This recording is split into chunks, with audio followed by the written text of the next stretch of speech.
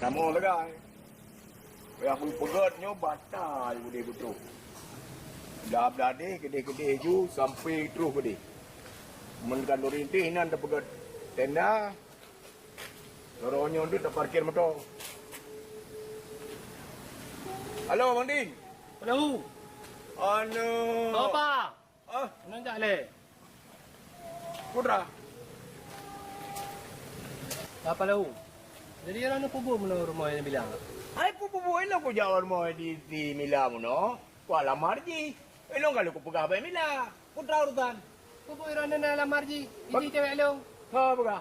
Hai lo pegak. Lampu mengkapi. Pajan kamu cewek lagi pajan.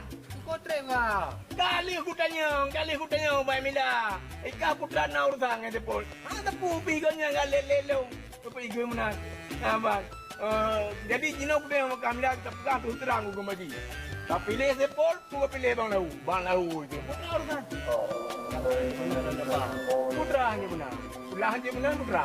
Yang bilang cewek lo. Punya cewek kah? Waktu kah lamar pegang item. Ya macam kira. Apa? Orang nak kata apa kata Pegang. banyak dong. Gendong. Kita orang gendong kita pergi ke pupi. Saya dong nyon rapi bang. Kadang aku pegang. Hidup barang kepu aku deh. Barang kepu aku deh. Sampai ular rumah. Ini untuk bisnis. Anak, kamu ngono, menyagam kan kamu ngono. Dan itu pintu. Anak, nak duduk sampai tolong pulau kudaran. Kudaran. Kemarin itu betul ada luka. Lepres. Kalau enggak buka preman. Enggak berapa janji. Berapa janji pre? Itu nyawa ya kerja. Itu. Kamu pikir saya enggak be? Orang yang mati betul ada luka dong ni. Ayo, anak buka kerja lo. Lo anak buka kerja. Awalnya lanjut. Menyangan lo anak buka be.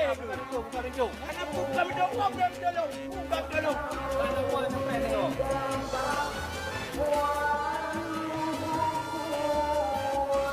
Macam ni. Kita nyawa ya mo. Alah. Kecewa lah